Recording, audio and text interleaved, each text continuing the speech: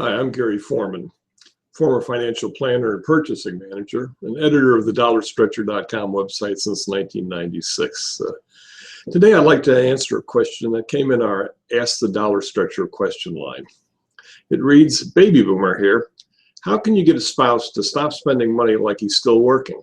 He buys things we don't need, like a new gun, scope, fish aquarium, etc.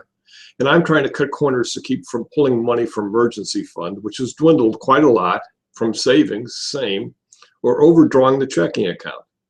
Though I've told him about the finances, he says he's retired and can spend the money the way he wants. He earned it. P.S. We do have everything set up, i.e. health, life, IRAs, investments, and house paid for. So how do I stop worrying about the money he's spending and get a good night's sleep? Thanks. And it's unsigned. Understandable. Well, I think it's more of a psychological and less of a financial question. And though I'm not a psychologist, nor have I played one on TV, I have dealt with a lot of people's finances over the years. First, let's take a look at the psychology of it. Kathy, you're concerned about your security. If I understand your question, it boils down to, what will I do when the money runs out? Will I become a bag lady?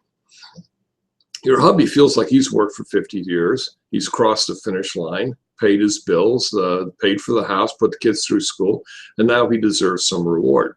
So there's a conflict in your goals. And since you pay the bills, you're stuck with facing the consequences each month. So what can you do? Well, I'm reminded of a concept that I was speaking with a CFP named Kirk Kinder last week. He talks about behaviors versus beliefs.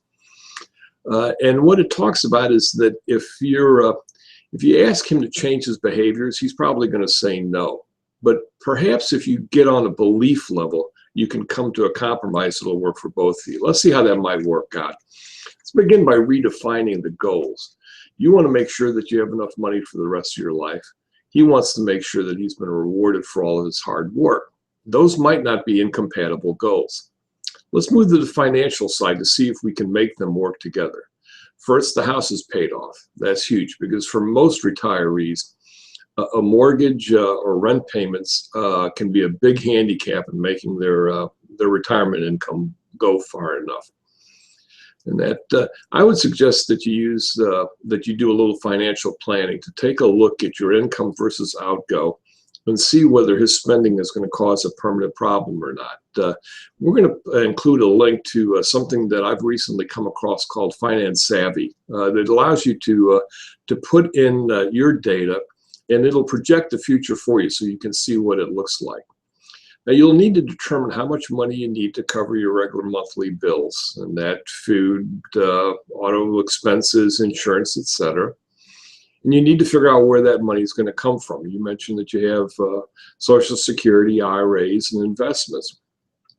You're going to need to calculate to see whether you have enough income to cover those expenses, and that will those investments provide that amount of income.